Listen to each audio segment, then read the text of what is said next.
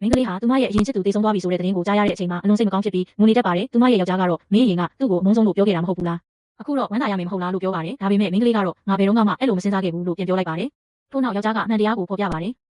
6 နှစ်ကျော်ရင်ကမင်းကလေးထွက်ခွာသွားတဲ့နေ့မှာသူမကိုထိခိုက်စေခြင်းသူတွေကိုအရင်ချစ်သူကတားဆီးကာကွယ်ခဲ့ပေမဲ့သူကိုယ်တိုင်ပြင်းထန်စွာဒဏ်ရာရခဲ့ပါတယ်။ဒဏ်ရာနဲ့ပဲသူမကိုဖုန်းဆက်ပြီးတစ်ခါတော့ပဲပြန်လှည့်ကြည့်ပေးပါလို့ညှို့နှိမ့်ခဲ့ပေမဲ့မင်းကလေးကတော့မင်းကငါ့ကိုလွှတ်ပေးမယ်လို့ကတိပေးထားတယ်။ငါဘယ်တော့မှပြန်မလှည့်ကြည့်ဘူးလို့ပြောခဲ့ပါတယ်။အဲ့ဒီစကားကြားပြီးအရင်ချစ်သူဟာစိတ်ပြအားနေလာပြီးနောက်ဆုံးထိသူမရဲ့သပင်ကြိုးကိုကင်ထားခဲ့တယ်လို့ယောက်ျားကပြောပြပါတယ်။ဒါအားလုံးမင်းကြောင့်ပဲဆိုတဲ့စကားကြားချိန်မှာမင်းကလေးဟာမေးလဲကျသွားပါတယ်။နောက်တစ်ခါတတိပြန်ရလာတဲ့အခါမှာတော့ယောက်ျားကိုအရင်ချစ်သူလို့ထင်မှတ်ပြီးအဲ့ဒီအချိန်ကငါတကယ်ပြန်လှည့်ကြည့်ချင်ခဲ့တယ်။ဒါပေမဲ့အဖေကမိခင်ရဲ့ပစ္စည်းတွေကိုချိုးဖောက်မယ်လို့ချင်းချောက်ခဲ့လို့ထွက်သွားရတာပါ။ငါဘဝဟာအမှောင်မဲဖြစ်ခဲ့တယ်။မင်းကငါဘဝရဲ့တစ်ခုတည်းသောအလင်းရောင်ပါလို့ဝန်ခံပြောဆိုပါတယ်။ဒီအခါမှယောက်ျားဟာသူမကိုမှားယွင်းစွာနားလည်ထားခဲ့တယ်ဆိုတာသိလာပြီးစိတ်မထိန်နိုင်စွာနမ်းလိုက်ပါတယ်။ဒါပေမဲ့အဲ့ဒီအချိန်မှာပဲမင်းကလေးဟာထပ်မံမေးလဲသွားပါတယ်။ဇလန်တွင်းမှာယောက်ျားဟာသူမကိုအမှန်တရားပြေဝမပြောခဲ့ကြောင်းဖော်ပြထားပြီးအကြောင်းကတော့သူကိုယ်တိုင်လည်းအသက်ရှင်နေရမည့်အချိန်3နှစ်သာကျန်ရှိနေခြင်းကြောင့်ဖြစ်ပါတယ်။မင်းကလေးတတိပြန်ရလာတဲ့အခါယောက်ျားကဈေးယူလာပေးပေမဲ့သူမကမယူခြင်းမှာသူမရဲ့စိတ်ထဲမှာအပြစ်ခံစားချက်ပြင်းထန်နေစေဖြစ်ပါတယ်။ထို့နောက်ယောက်ျားကမင်းရဲ့အရင်ချစ်သူအကြောင်းမှတ်တမ်းစာအုပ်တအုပ်ရှိတယ်လို့ချင်းတော့နားထောင်ပြီး